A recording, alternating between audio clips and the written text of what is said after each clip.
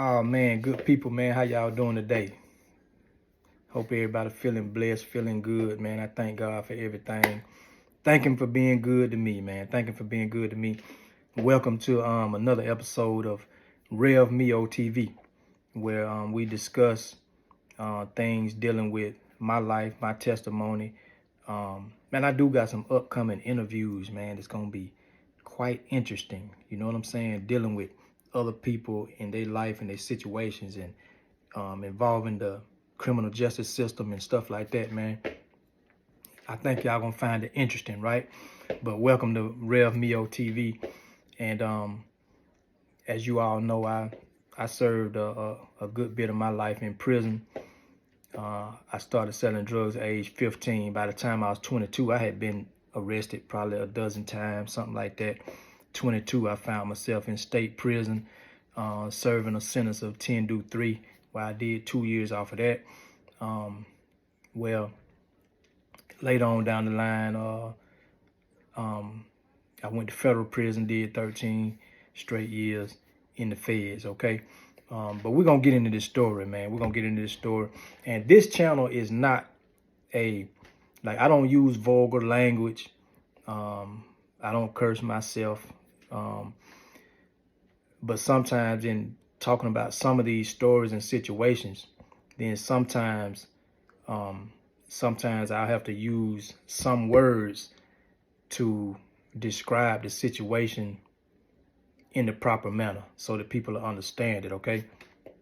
All this is part of my testimony. I'm glad that God, brought me out of everything that I was in. You know what I'm saying? I'm glad that God brought me out. But this particular story, man, is prison gunslinging crew. Prison gunslinging crew. Now, when you talk about prison gunslinging, listen, young people. Listen, man, life is beautiful. Value your life. Cherish your life, man. Prison ain't worth it. When you hear me talk about this stuff right here, man, what I'm about to talk about, man, it's really sick. It's really sick. It's degrading. It's not worth it. You understand what I'm saying? So, prison gunslinging crew. And when you talking about gunslinging in prison, that's one nickname for people who go around literally jacking off. Yeah. They will literally sit there and stare at certain female officers, and that's what they do. Jack off. And so we call it gunslinging, right? So I try to use that term, jacking off, as little as possible throughout this video. You know what I'm saying? But so that's what they do, the gunslingers. They go around doing their thing. Different female officers. In prison, they be so bad with it that, like, sometimes, like, man, they'll go to places they not supposed to be. Like, if they supposed to be not in a certain area, they might sneak off to that area. They'll learn these women's work schedule, certain women, whoever they like, you know what I'm saying? Sometimes they get it in their mind that the woman like them too. They'll know their work schedules, like what time they come in, what time they get off, how many days a week they work, where they working this quarter. If they not working their unit this quarter, they know where they at the next quarter or whatever. Well, you will see them, and you know what I'm saying? And you will see them like, hey man, but such and such working on, a building this quarter, and boy, on them certain days, boy, they get their little kit. You know what I'm saying? And by the way, a kit is whatever they use for their lubrication or whatever. You know what I'm saying? Listen, I don't want to offend nobody, man. You know what I'm saying? I'm just kind of trying to give it to you and make you understand that this is some of the things that go on in prison, right? So they'll get their little kit, you know what I'm saying, a lotion or Vaseline, whatever it is, and they glove, you know what I'm saying, whatever they put it in, whatever. And man, they'll go and they got different ways they try to conceal it, you know what I'm saying, but that's what they be doing, you know what I'm saying? And so if you don't know, then you don't know, right? So when I first went to state prison, right? By the time I went to state prison, I already had done boot camp time. I already had done county time, detention center time. So I had already done like, 3, 4, 5 months here and there. You know what I'm saying? But it wasn't state prison atmosphere yet. But by the time, man, when I went to state prison at age 22, now understand, I'm kind of buck wild too. You know what I'm saying? So I get to state prison 22, Johnson CI State Prison, Georgia, right? So, man, my charges was, I had a long list of charges, man. I had a long list of charges, right? Which is why they sent me here. It's a medium security prison at the time. I don't know what security level it is right now, but at that time, it was a medium security prison in the state of Georgia, right? I got possession with intent to distribute marijuana. I had got 10 pounds of marijuana delivered to me in the mail, right? Well, I took the police on a high-speed chase. So I got all kind of eluding charges. I got 4 counts of aggravated assault charges on the police. You know what I'm saying? Stemming from me, using my vehicle, they say, as a weapon. Where I did hit one of the police officers, but, anyway, by the time I got to jail, I had like 20 charges. You know what I'm saying? Something like that. So then, let me see. So then, so first they violated my probation, but I had all these pending charges. So they sent me there. You know what I'm saying? So I'm locked up with all these folks, man. They got all these crazy charges, you know what I'm saying? Rape, robbery, everything else that came with it. You know what I'm saying? They got all this time, man. You know what I mean? These folks had some time. So, man, I hit the compound, get to the compound. I got a few homeboys on the compound, man. Lil Larry, shout out to Lil Larry, man. Mayweather, man, Babbstown. Lil Larry, man. Lil Larry was on the compound. Lil Larry, he always been buck wild, you know what I'm saying? Big Brute, Mayweather, he was on the compound.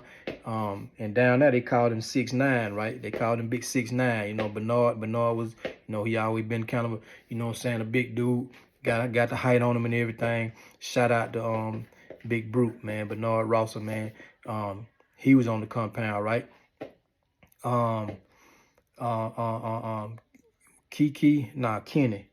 Kenny Davidson was on the compound. You know that my homeboy too. You know what I'm saying? He homosexual. He definitely homosexual. You know what I'm saying? But he was on the compound. Mark Daniel was on the compound. So I had a few homeboys down there when I got there. Well, when I got there, 6'9", I'm gonna refer to him as 6'9" because that's what they called him on the compound, right? And that's Big Bernard, right? My homeboy. So he had a lot of respect on the compound. 6'9" had a lot of respect on the compound. He had a lot of respect on the compound. So when I hit the compound, you know what I'm saying? So by him welcoming me with open arms, then a whole slew of people, you know what I'm saying, welcome me with open arms. You understand what I'm saying?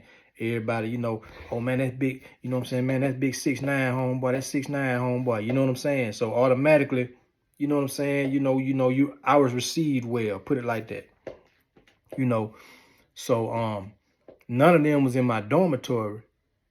I think both of them was in the dorm next to me, if I remember right. Bernard and Lil Larry. I think Kenny and I think Mark Daniels, I think they was on the other side of the prison somewhere. It was like an east side and like a west side or something like that. It was like, I don't know, maybe 1,100, maybe 1,200 inmates on the compound, something like that. So anyway, so here go how the story go, man. The gunslingers is in prison, man. Hit that subscribe button, like, share, comment. Subscribe, like, share this video, man, with at least about 3 people, man, that you know, maybe friends, maybe family or something. Listen, man, this stuff be sick. These gunslingers in prison, right? So when I get to the compound, Johnson CI, I'm 22 years old, and so this like 1995, gotta be like 95. Yeah, Yeah, because I got there, it seemed like the winter time of 95 or something is when I got there. So it's something like that. So anyway, man, so I get there. I remember my first cellmate, man, my first cellmate, you know what I'm saying? You know, I go in the cell and and I walk in. He an older dude. He like 38 years old. You know, he old school dude. And he said, "Hey, young blood." So I come in. He like, "Hey, young blood." He called me young blood, right?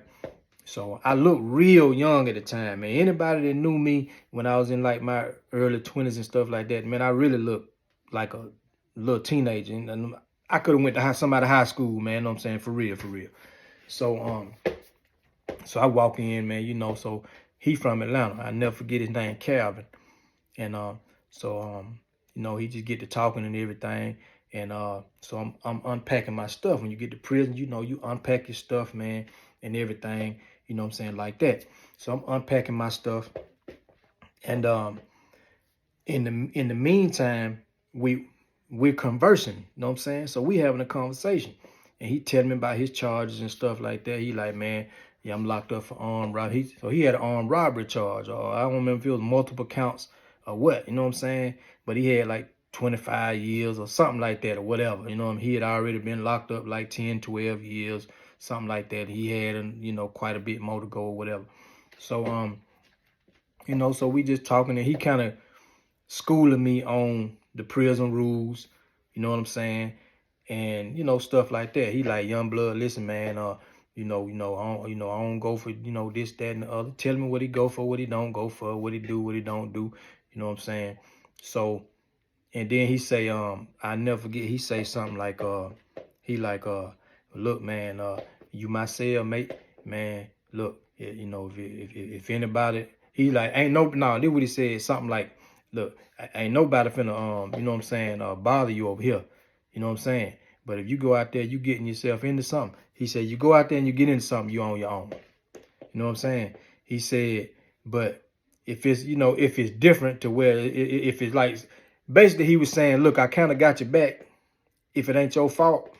You know what I'm saying? "But if it's your fault, you on your own. They get on you." I never forget, he said, "Boy, if they get on you," he said, "you on your own." You know what I'm saying? If you bought it on yourself, you on your own. You know what I'm saying? So now, when I get to the prison, you know what I'm saying, they going to give you a job within a matter of a few days or whatever. They're going to give you a job.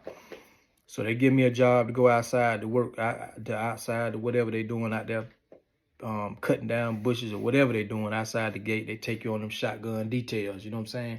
So I had said in my mind, "Look, man, I ain't going on them shotgun details." So that next morning, I just laid on in the bed and just played dumb. Got up, you know what I'm saying, made up my bed, and I knew they were going to call me to the counselor's office. You know what I'm saying? I don't even know what I'm going to say when I get up there. But I just figured out of my mind, I'm going to try to navigate around going to this, you know what I'm saying, outside detail stuff, because I ain't feel like getting up every day in prison and going out there slaving and working hard like that, right?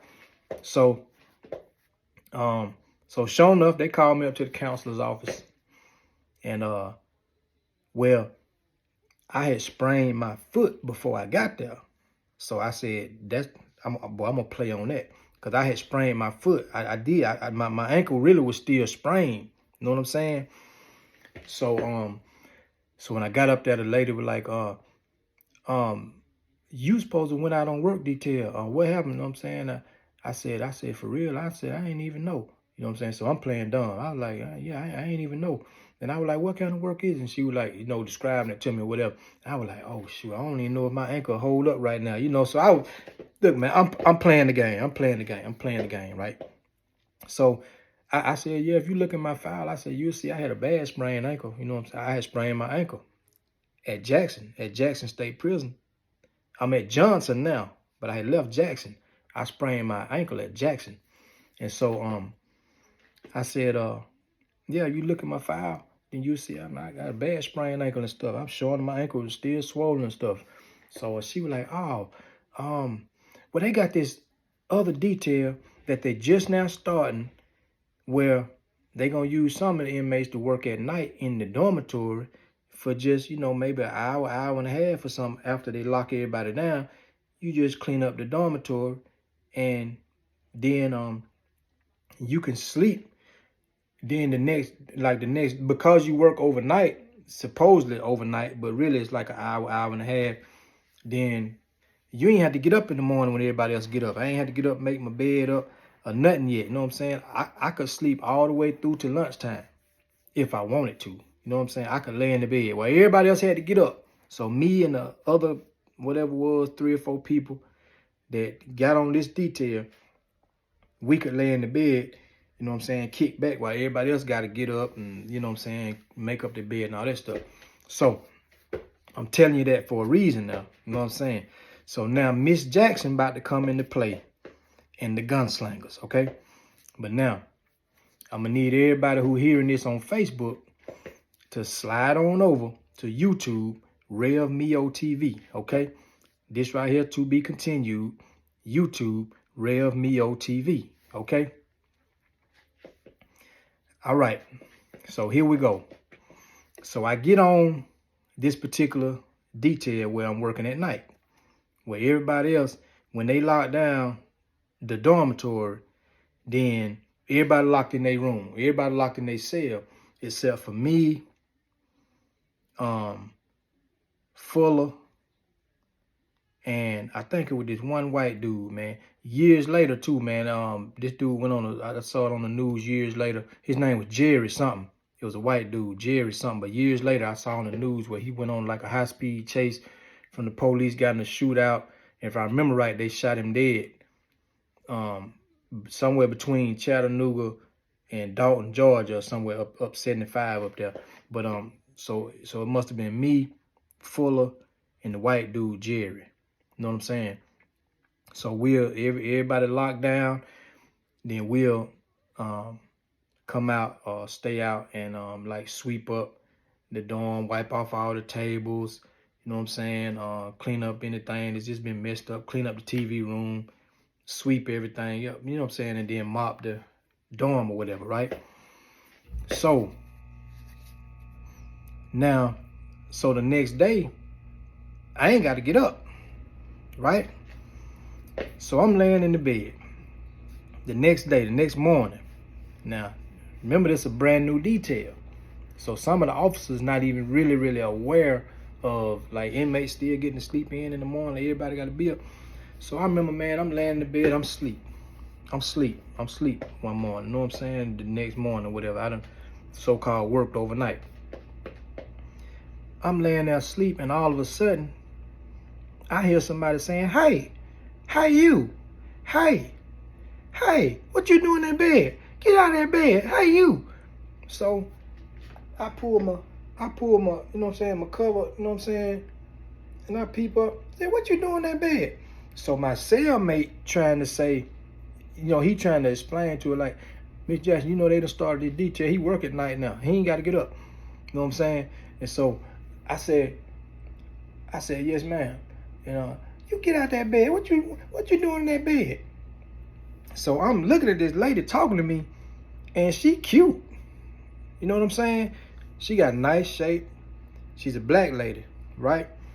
And she telling me, you know what I'm saying, to get out the bed or whatever, right? So then my cellmate explaining to her, so she began to understand, oh, okay, they got this new detail thing going on. He ain't got to be out the bed. Matter of fact, I had like a paper that I could show them. I had started like hanging it on the door. You know what I'm saying? Like I could hang it on like the glass part of the door. And so I let her see the paper or whatever. And so when I pulled my face all the way from under the cover, she said, "Lord, they done locked up a baby." That what in the world they done locked? Y'all, Lord, they done locked up a baby, y'all. So I told her I had a baby face, for real, right? Man, so she stood there talking to me. Anyway, man, she done woke me up good. So I'm sitting up, I'm in the bed, but I'm still under the cover, and I'm talking to this lady. She's standing at the doorway, you know what I'm saying? And so she began talking to me. So we began to have a conversation, you know what I'm saying? So she asked me where I'm from and what I do to get in prison. "Oh, you look so innocent," and da-da, you know what I'm saying? So we began to have a conversation. Man, this lady, would come to my door every day and wake me up. You know what I'm saying? She would come to my door every single day and wake me up. And she'd stand in the doorway and we'd just be talking, right? So after this had happened, probably, I don't know, maybe for the first week and a half or so, and this, like, our conversations would be, 30-minute conversations, you know what I'm saying? Couple times longer than that. And, she'd be asking me, about myself and my upbringing, where I'm from, and she'd be telling me all kind of stuff about herself. And so then one day, Fuller came to me. He said, "Hey, young blood, hey man, you probably just need to tell Miss Jackson, man, just come on in your room, man, cause man, they killing Miss Jackson, man." So I'm like, "What you mean?" You know what I'm saying? So remember now, I'm still fresh in state prison. You know what I'm saying? Even though I had done my county time, boot camp time stuff, I'm fresh in the state prison system at the time still. So he said, man, they killing Miss Jackson, man. Man, you need to tell her just to come all the way in your room, man, for real, because they killing her, man. So I'm looking at him like, what you mean? What you talking about? So he said, man, they killing Miss Jackson, man. All them gunslingers, man, they jacking off on Miss Jackson, you know what I'm saying? So I couldn't see what's going on, of course, because when she come to my room, she's standing in the doorway. I don't know what's going on behind Miss Jackson. But it turns out that all the gunslingers, you know what I'm saying, with the whole time she'd be standing there talking to me, them dudes got their penis out. And they killing Miss Jackson, man. You know what I'm saying? They gone wild. They gone wild. Oh yeah, they sick. Yeah, they sick. So now, okay. So then the next time Miss Jackson she wake me up. I done got used to it now. She gonna wake me up. You know what I'm saying? It was good conversation too. It was good conversation.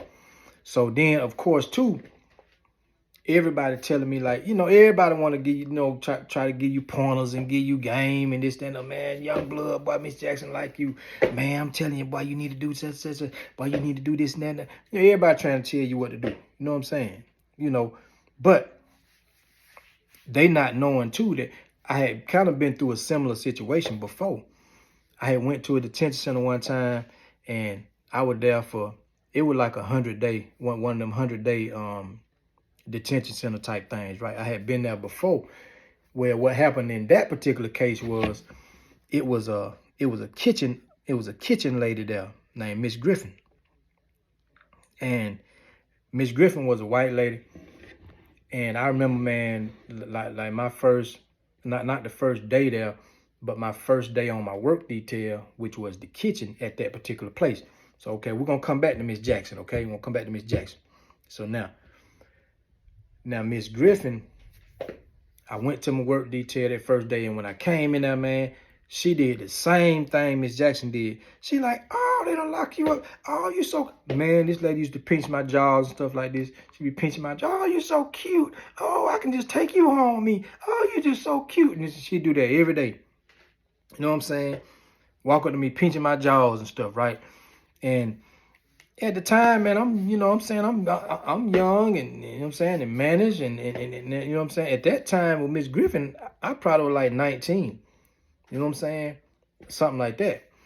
So, man, she pinching on my jaws. I'm locked up and you know what I'm saying? And Miss Griffin wasn't no bad looking lady neither. She was a white lady. And she was kind of young. You know what I'm saying? Miss Jackson was 28. You know what I'm saying? Miss Griffin probably was around, she was probably about 27, 28 at this time. I'm like 19. She pinching on my jaws. I'm locked up and stuff.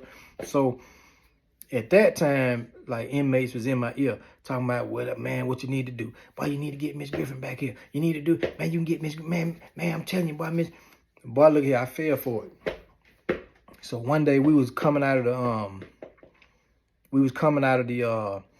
don't remember if it was the freezer or like the storage closet or them prisons, they got them big old pantries and stuff like that. But we was coming from the back and one of them.